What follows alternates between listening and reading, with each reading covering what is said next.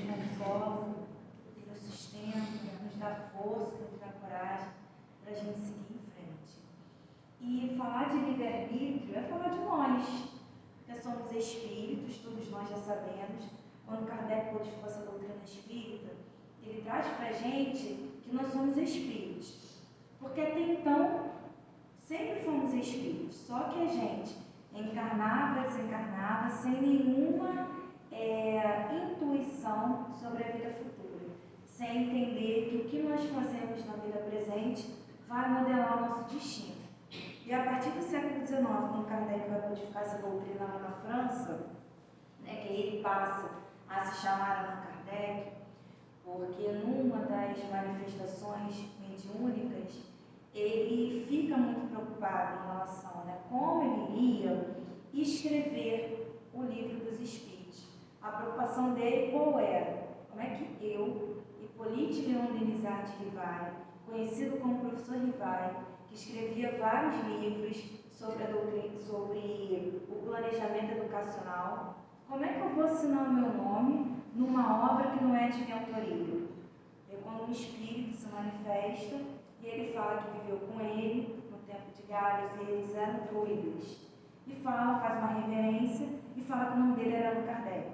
Então, daquele dia em diante, o Hippolyte Léon Denisard de Rivail não é mais o Hippolyte, é o Allan Kardec. Então, de questionador, ele começa a aceitar os espíritos. De observador, ele vai às mesas girantes.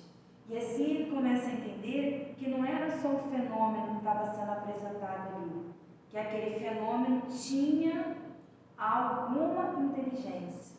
E aí ele chega à conclusão que os próprios companheiros falam: somos as almas dos que não estão mais aqui. E aí a palavra espiritismo e espírito vai começar a vigorar nos dicionários a partir de Kardec. Então, quando a gente está falando de livre-arbítrio, a gente está falando que é a capacidade que o espírito tem de escolher. Primeiro, lá na questão 23 do Livro dos Espíritos, o Kardec pergunta: o que é espírito? Ele obtém a resposta: o ser inteligente do universo. Se nós que estamos aqui hoje, encarnados e desencarnados, somos os seres inteligentes do universo, nós temos a capacidade de pensar. Automaticamente, com a capacidade de pensar, raciocinar e escolher. É isso que Kardec traz para a gente. Você é o construtor da sua história. Lá no início das nossas reencarnações, quando nós ainda estávamos muito mais ligados à matéria do que à espiritualidade, isso aqui não funcionava também assim. No início das nossas reencarnações, nós éramos muito mais guiados pelo plano espiritual superior, porque nós ainda não conhecíamos muitas coisas. Mas conforme foi passando as civilizações e nós fomos crescendo, nós já começamos a adquirir mais conhecimento, mais inteligência. E a partir do momento que o homem começa a ter mais conhecimento e mais inteligência, ele consegue o quê? Discernir entre o bem ou o mal, as escolhas. E aí nós já sabemos que o livre-arbítrio é essa capacidade de escolha. Mas o que a doutrina espírita trabalha com a gente também? A partir do momento que eu tenho a capacidade de escolher, eu também estou sob o efeito de uma lei. A lei natural que é descrita aqui é a lei divina. E a 621 do Livro dos Espíritos, Kardec vai perguntar o que para os Espíritos? Aonde está descrita a lei de Deus? Que é essa lei natural? É o que os Espíritos falam para Kardec? Na consciência de cada um. Então, nós estamos sob o efeito da lei de Deus. Todas as vezes que nós, espíritos imortais, nos desviamos dessa lei, a qual todos os seres estão submetidos, nós temos que nos reeducar. E aí a nossa reeducação, ela vem através de uma palavra pequenininha, mas que dá um efeito muito grande na vida da gente: a dor. Nós ainda que somos espíritos que estamos na terceira ordem, Kardec também vai trazer isso, nas perguntas 100, ele vai começar a desenvolver, terceira ordem, segunda ordem e primeira ordem. Aonde nós queremos chegar? Aonde é o nosso destino? É a primeira ordem. Mas ainda estamos ligados à terceira ordem. Por quê? Por mais que nós entendemos sobre o plano espiritual, por mais que nós estudamos sobre o plano espiritual, nós ainda titubeamos. Tem alguns momentos que nós estamos mais ligados à matéria do que ao espírito. Por isso que nós ainda estamos nessa terceira ordem. Então, a gente precisa começar a entender e perceber o seguinte: estamos ligados a essa terceira ordem. Estamos sob o efeito da lei de Deus. E a questão da dor. A dor, para os espíritos que estão na terceira ordem, ela ainda é esse chamamento. É o que vai fazer com que, quando eu saia dessa lei, eu volte para ela, que eu me reeduque. Ah, então eu vou ter dor a vida toda? Não. Conforme o espírito vai evoluindo, conforme o espírito vai crescendo, não tem mais necessidade dele ter dor. A dor, para nós, ainda é necessária para nos colocar no prumo, para nos colocar na direção, para que a gente perceba que só somos felizes quando seguimos a lei de Deus. E aí a gente vai pensar no seguinte, quando a gente fala de lei de Deus, que tem aqui no Evangelho segundo o Espiritismo, a parábola do filho pródigo. Quem era o filho pródigo? Nós, espíritos rebeldes. Quem é o Senhor? Deus, que Jesus faz alusão. E quem é aquele outro, aquele outro irmão do filho pródigo? Os espíritos que já estão no caminho. O que o filho pródigo vai fazer? Ele pensa no seguinte: não quero ficar aqui. É a gente, de vez em quando. Por que eu vou fazer isso? Por que eu vou seguir esse caminho? Eu vou tentar outro caminho. O filho pródigo vai fazer isso. Eu vou tentar fazer outra coisa.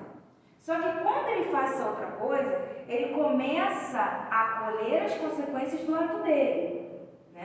Até a comida dos porcos ele vai comer. É a consequência dele ter saído da casa do Pai. É a mesma coisa com a gente. Quando nos desviamos da lei de Deus, nós temos o quê? As consequências daquele desvio.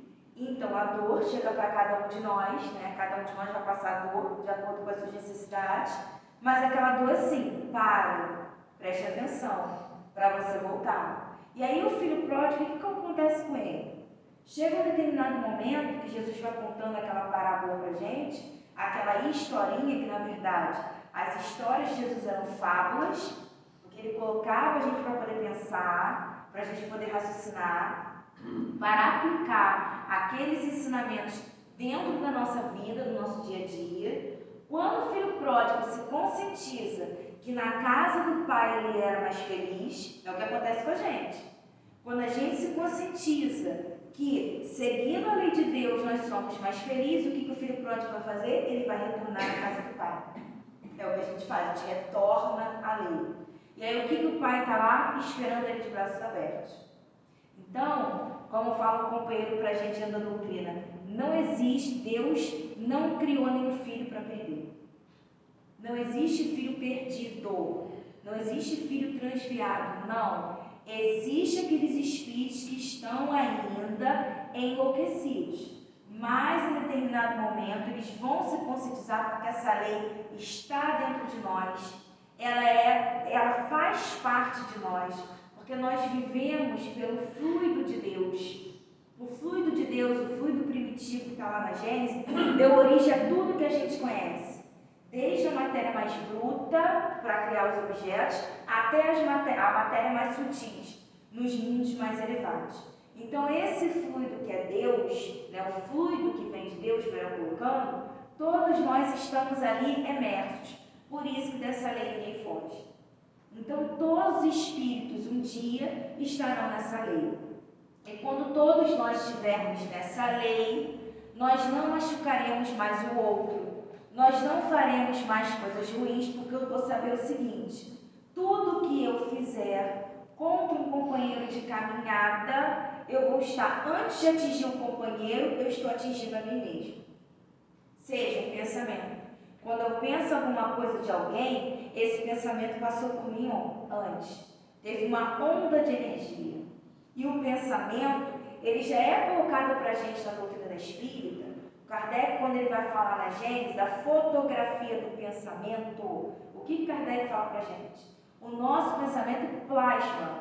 Em Leon Denis, no Problema do Ser e do Destino, quando ele vai falar no capítulo que ele fala da disciplina e da reforma do caráter, ali ele fala do pensamento.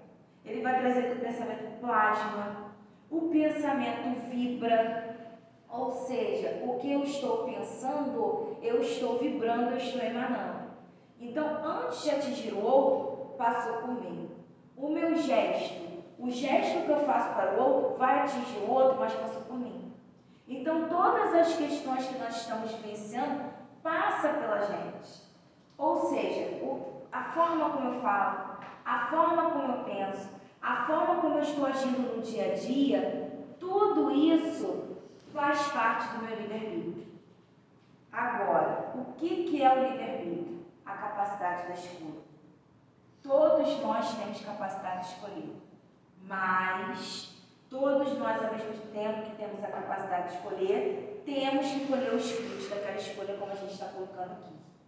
Por isso que a doutrina espírita o tempo todo trabalha o que para cada um de nós? Que nós devemos, a todo momento, nos reeducar. Por isso que a proposta maior de Jesus, e a que a doutrina espírita continua trabalhando para a gente até hoje em dia, é o que é reforma íntima. Com a reforma íntima, a gente vai conseguir pensar melhor, vibrar melhor e sentir melhor. Então, consequentemente, tudo que eu escolher vai ser o melhor. E se eu estou escolhendo o melhor, eu não estou infringindo a lei de Deus. E se eu não estou infringindo a lei de Deus, não tem necessidade de sentir dor. Aquelas dores ali, ó, que vão mostrar para mim, olha, preste atenção no que você está fazendo. Nesse livro aqui, que é o livro O Consolador, que são diversas perguntas que são feitas, desse tipo faz para o nosso querido Emmanuel, aqui tem um capítulo, uma parte, que ele vai falar da experiência. E aí o Chico pergunta para o Emmanuel o seguinte: como adquire experiência com o espírito encarnado? A gente não está falando de livre-arbítrio? O livre-arbítrio a gente vai desenvolvendo na experiência, no dia a dia com cada um de nós. E aqui o Chico pergunta sobre isso. Como é que a gente vai adquirir experiência? E olha o que o Emmanuel responde. A luta e o trabalho são tão imprescindíveis ao aperfeiçoamento do espírito, como o pão material indispensável à manutenção do corpo físico. Olha que interessante, olha o que ele compara. Nós, para manter o nosso corpo físico, a gente não precisa se alimentar? Então a gente se alimenta, tem ali os nutrientes necessários para o nosso corpo físico continuar, a gente continuar sendo, né, nosso espírito está ligado ao corpo físico e a gente continuar a nossa vida de relação. E aqui ele fala o seguinte: a luta e o trabalho são indispensáveis para o espírito. O espírito que quer crescer, o espírito que quer se desenvolver, ele precisa estar aqui encarnado. Tanto que tem uma pergunta aqui no Livro dos Espíritos, já fazendo um paralelo aqui, quando ele fala, né, na 166, que ele vai perguntar da justiça das reencarnações. E aí ele fala o seguinte, ó, é 166. Como pode a alma que não alcançou a perfeição durante a vida corpórea acabar de depurar-se? Como é que pode? Por exemplo, um espírito que não teve todas as conquistas. Como é que ele vai conseguir adquirir essas conquistas se a encarnação dele acabou? Desencarnou, sofrendo a prova de uma nova existência. Então a prova, ó, aqui os espíritos, aqui também outro espírito Emmanuel, falando de prova. A prova é essa luta que nós temos no dia a dia. Luta com o outro, não luta conosco mesmo. Luta como é que a gente pensa melhor, como é que a gente sente melhor, como é que os nossos atos vão ser melhores. Essas são as nossas lutas diárias. Agora, a luta, ela pode ser mais amena. Vai depender da forma como eu estou lidando no dia a dia. Se eu sou um espírito rebelde, a minha luta vai ser mais árdua, porque eu preciso aprender. Se eu sou um espírito mais tranquilo, a minha luta vai ser menos árdua.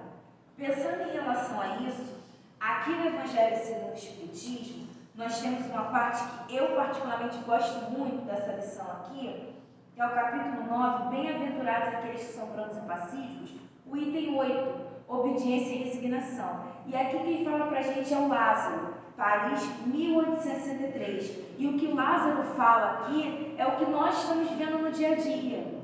E aí a gente começa a pensar que os ensinamentos dos espíritos são atemporais. Não é para aquele momento, é para todos os momentos. E aqui o Lázaro ele vai falar que a obediência é o consentimento da razão, a resignação é o consentimento do coração. Ambas são forças ativas, então eu preciso ser resignado. O que é ser resignado? Resignado como a doutrina espírita nos propõe. Eu sei que eu sou espírito, eu sei que o que eu estou passando agora é consequência de outras situações, ou mesmo que não seja consequência de outras situações, de escolhas que eu estou fazendo agora, tem aqui também, né? Escolhas da vida atual. Mas independente, o que eu passo é necessário para o meu crescimento espiritual. Então eu tenho que ser resignado, mas é uma resignação ativa. Não é aquela resignação que eu fico com o braço cruzado esperando o que vai acontecer. Não, é o que a doutrina espírita nos propõe. É movimento, é a gente prestar atenção. O que eu posso fazer para construir um futuro melhor?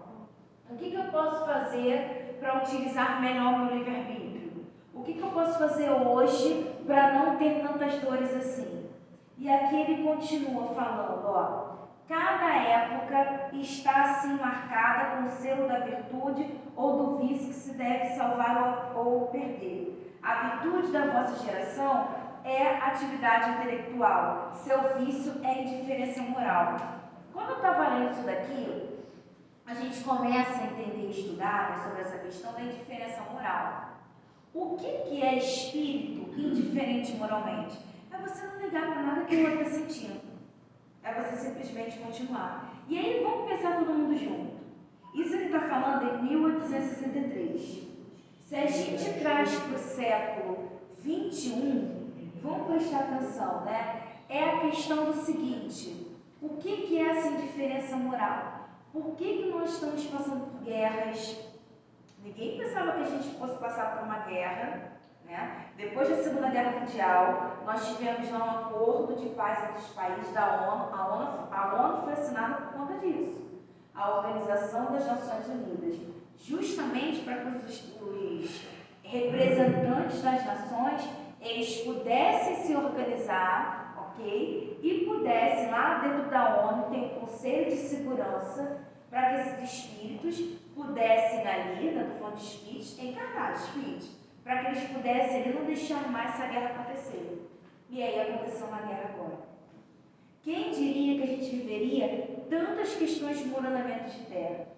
E aí não parece para vocês, isso que o Lázaro está falando aqui da diferença moral?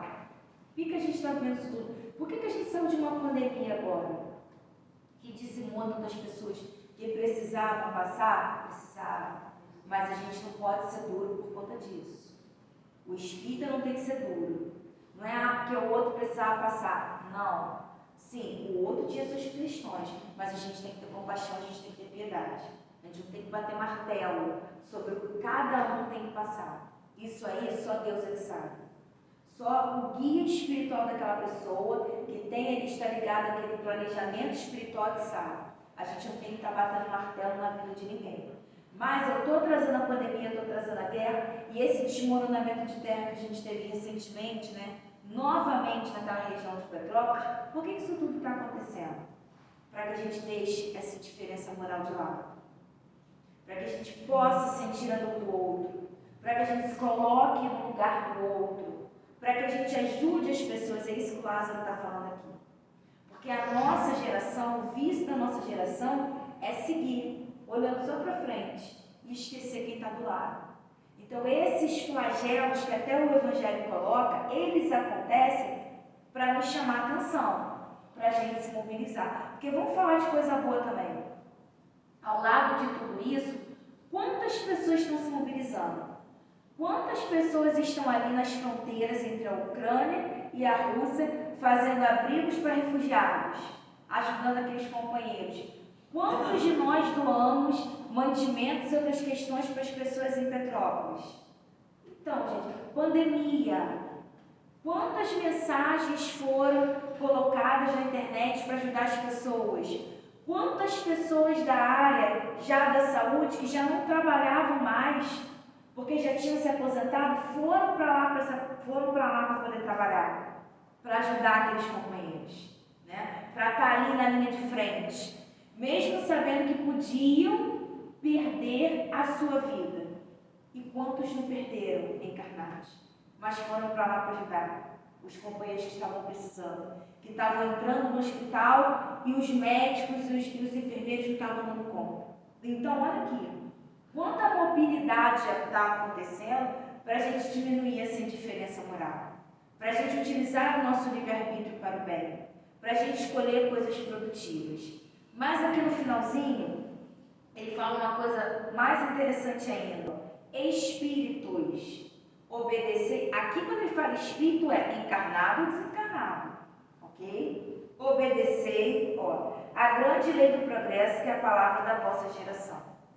Porque quem está encarnado está no dia a dia, mas quem também está desencarnado também tem que aproveitar. Tem que estudar, tem que ir para o plano espiritual, porque existem muitos companheiros que já não têm mais um corpo de carne e estão aí vagando como se estivesse no corpo de carne, fazendo situações que já não condizem com o plano a qual eles se encontram. O seu Altivo, ele falava uma coisa muito interessante, ele falava o seguinte, morrer, todo mundo vai morrer, porque uma hora o esgotamento do corpo fluídico acaba, a cota vital, ok. Desencarnar é diferente. Desencarnar é você entender que você não faz parte mais do plano dos encarnados e é você viver como desencarnado, aproveitando a tua vida no outro plano espiritual. Por isso que ele falava isso. Muitos espíritos morrem, mas infelizmente ficam presos à matéria, aquela materialidade ali. E aqui no finalzinho, gente, olha o que ele fala. Ai do espírito preguiçoso. É aquele que infelizmente utiliza o livre-arbítrio dele para se prejudicar. Só que, gente, Deus, ele é misericordioso, antes da gente ler isso aqui, né? Os atributos da divindade, que está aqui no livro dos Espíritos, logo no iniciozinho, quando a gente está falando aqui na pergunta 1, quando ele fala, né, sobre Deus, lá na pergunta 13, na nota de Kardec, ele fala dos atributos de Deus, imutável, as leis dele não mudam, porque ele é eterno, ele nos criou. O que vai mudar é a nossa lei, a lei dos homens. Conforme a gente vai passando de encarnação em desencarnação, a gente vai utilizando melhor o nosso livre-arbítrio, vai fazendo escolhas mais produtivas, as leis civis também se melhoram. Então as nossas leis são mutáveis, a de Deus não. É eterno, não foi criado por nenhum outro ser, senão não seria Deus. Único, mas uma coisa interessante que ele fala aqui, é soberanamente justo e bom. Ou seja, mesmo esse espírito aqui, que é preguiçoso, que é aquele espírito que não quer se melhorar, que é aquele que infelizmente está utilizando o livre-arbítrio dele para se complicar, e às vezes, gente, complicar muitas pessoas que estão à sua volta. Deus é justo e misericordioso. Justo porque ele vai ter que passar ali direitinho as situações para ele crescer, mas ele é misericordioso. Ele vai estar ali sempre abrindo as portas para o arrependimento para qualquer espírito, seja ele no plano encarnado ou seja ele no plano desencarnado. E aqui ele continua, pois os guias da humanidade em marcha o atingiremos com chicote e forçaremos sua vontade rebelde. Gente, não são os amigos superiores que vão chegar para a gente fazer nada, não. A própria lei se encarrega disso. A própria lei mostra para a gente aonde você está se equivocando. A própria lei. Quantos de nós que estamos aqui hoje não fizemos, às vezes, bobagens, e aí a gente, às vezes é imediato, a gente sofre as consequências daquela bobagem. A gente fala assim, ai caramba, o que foi que eu fiz? Mas aí os espíritos falam isso, esse o que foi que eu fiz, já é bom, porque mostra arrependimento. E se está mostrando arrependimento é porque você não quer ser mais aquela pessoa, você não quer mais fazer aquilo. Aí os espíritos falam, aquele espírito que está se arrependendo, o que vai acontecer com ele? Vai chegar a determinado momento que ele não vai mais se equivocar.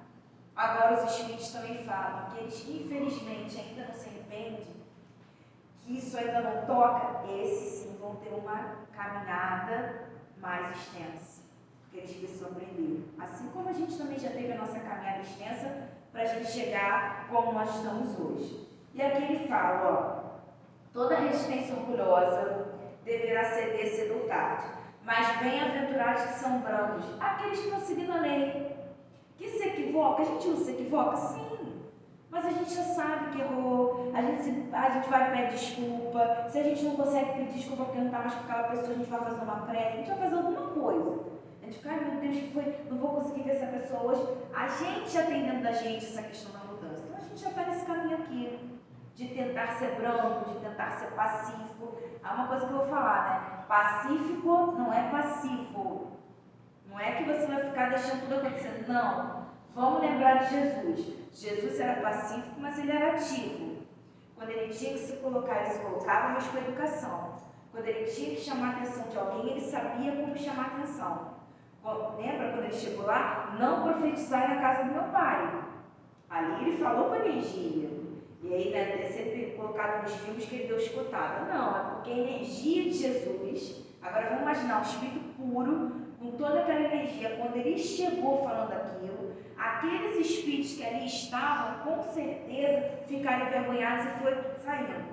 Só que as pessoas devem ter corrido, e aí no filme, como sabe, coloca chicote, aquelas questões todas que eles sabem que Jesus não fez isso. Mas é a energia desses espíritos. A energia deles é tão forte, é tão poderosa, eles são tão superiores que a gente já sente vergonha. Então, muitas das vezes a gente quer fugir.